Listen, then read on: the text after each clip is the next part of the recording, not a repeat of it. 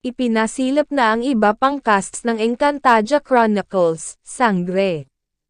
Una nang ipinakilala ang 4 na bagong henerasyon ng mga Sangre na sina Bianca Umali as Sangre Terra, Angel Guardian as Sangre Dea, Faith Da Silva as Sangre Flamara, at Kelvin Miranda as Sangre Adamus. Sumunod na ipinakilala ang Ice Queen na si Mitena, nakakambal ni Cassiopeia, nagagampanan ni Rian Ramos.